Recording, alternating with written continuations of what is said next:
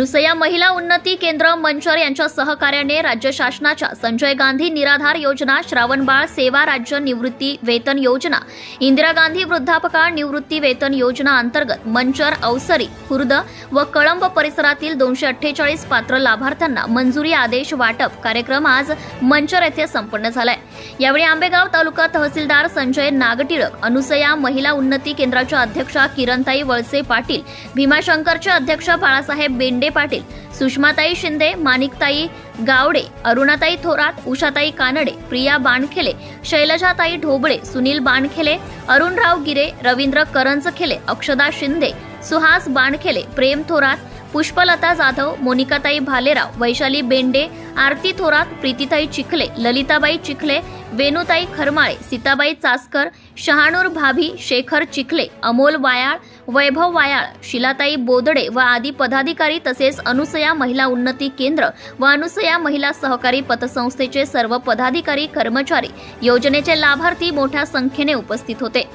आंबेगाव शिरूर विधानसभा मतदारसंघात अनुसया महिला उन्नती केंद्राच्या माध्यमातून शासनाच्या विविध वैयक्तिक लाभाच्या योजना व रेशनिंग कार्ड, विविध दाखले सर्वसामान्य गरजू लोकांना मिळवून देण्यासाठी काम 2008 पासून ते आजपर्यंत अविरतपणे सुरू आहे। महिलांचे बचत गट स्थापन करण्यापासून ते त्यांना अनुदान मिळेपर्यंत सर्व काम या संस्थेच्या माध्यमातून निशुल्क केले जाते। या सर्व कामासाठी संस्थेच्या अक्षदा शिंदे, ज्योतिताई निघोट, सुनीताताई बोऱ्हाडे, मायाताई देठे, जयश्री तांबे ही सर्व टीम अतिशय मेहनत घेऊन सामान्य गरजू लोकांसाठी काम करत आहे। माननीय तहसीलदार व त्यांचे सर्व सहकारी तसेच अनुसया केंद्राचे सर्व सदस्य यांचे मी विशेष आभार मानते। या सर्वांच्या योगदानाने आज अनेक वयस्कर, आजी आजोबा, परित्यक्ता, निराधार महिला, बाधित लाभार्थी यांना योजनेच्या लाभाचे मंजुरी आदेश देत असताना त्यांच्या चेहऱ्यावर दिसणारे समाधान पाहून आनंद वाटला। मुख्य संपादक अय्यूब शेख, तेज तुफान न्यूज चॅनल, मंचर। 2010-11 मध्ये अनुसया कटपिडी ही संस्था, आमच्या सासूबाईंचं नाव होतं अनुसया उन्नती, तर त्यांचं नाव अनुसया असल्यामुळे ते अनुसया उन्नती केंद्राची स्थापन झाली, म्हणून कटपिडीची स्थापन झाली। तर साहेबांनी आपल्या आईच्या नावाने संस्था सुरू केलेली आहे। जरी बोलताना हा पक्ष, एक पक्षाचा माणूस, एक आमदार ही संस्था स्थापन करते, पण आईची जशी व्याख्या नाही किंवा आईला असं तुझी माझी आई नाही होऊ शकत, तशी ही संस्था तुझी माझी नाही आहे। ही संस्था आंबेगावातल्या सगळ्या लोकांची गरज वाटायची आहे। जरी वळसे पाटलांनी ही संस्था सुरू केली असेल, याची व्याप्ती इतकी मोठी आहे, आम्ही सगळ्यांसाठी बोललेली आहे। याला पक्ष विक्ष अशा काही सीमा नाही, सगळ्यांसाठी। तुम्ही तेवढेच आम्हाला सगळे मोठे आहेत, जेवढे आम्हाला लोक मत देतात ते पण मतदान आम्हाला फ्री आहे, आणि जे नाही देत ते आम्हाला लढण्याची ताकद देतात म्हणून ते त्याहून फ्री आहे।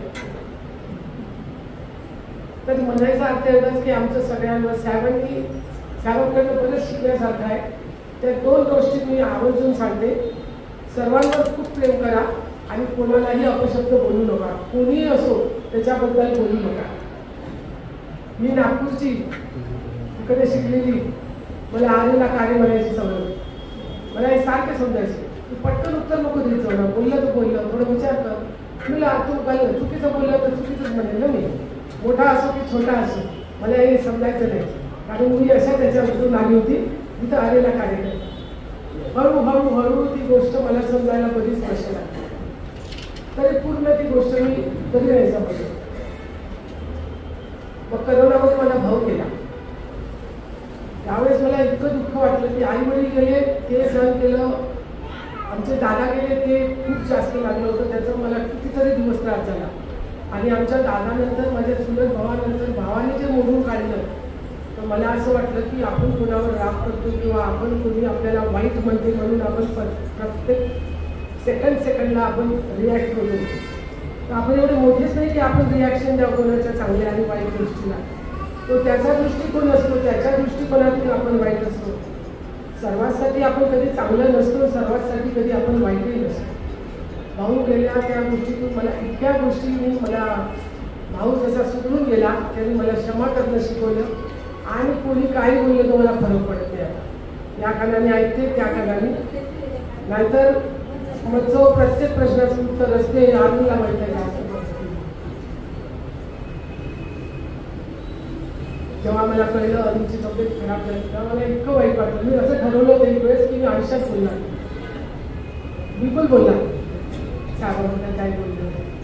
जेव्हा मला तब्येतीचं कळलं ना, तो मधला काळ पूर्ण निघाला. कारण माझ्यासमोर एक पोरगं लहानच मोठं झालं.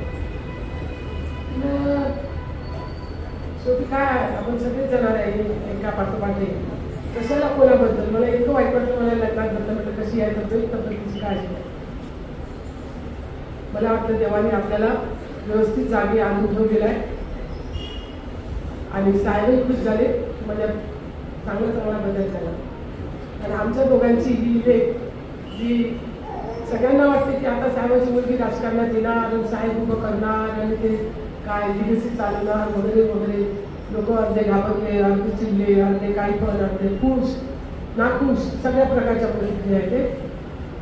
पण तुमच्या सगळ्यांसमोर सांगते, राजकारणात येईल की नाही हे मला माहीत नाही, पण ही संस्था ती पूर्ण सांभाळणार, पूर्ण साक्षी सांभाळणार. आणि आज जेवढी छोटी वाटते आपल्याला अनुसया, ही भयंकर मोठी होणार.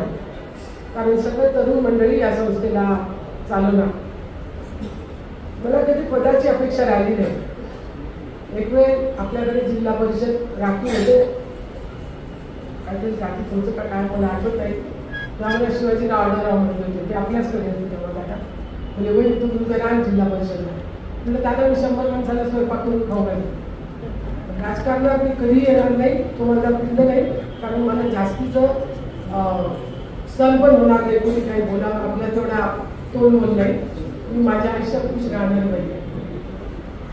त्यामुळे राजकारण माझ्या आवडीचा विषय नाही. अजूनही जेव्हाही मी लग्नात जाते लोक म्हणते अनुसया उन्नती केंद्राच्या अध्यक्षा वगैरे, मला आतल्या आत लाजल्यासारखं होते. मला हे असं वाटतं कधी पिंवाई जबाबदारी स्वीकारेल आणि माझं नाव एवढंच येईल आपल्या तालुक्याच्या किरणताई वळसे पाटील. इतकं ज्या दिवशी माझं नाव येईल त्या दिवशी मी स्वतःला खूप खुश ठरेल. कारण मला कोणत्याही बंधनात. Subscribe now and press the bell icon. Never miss an update.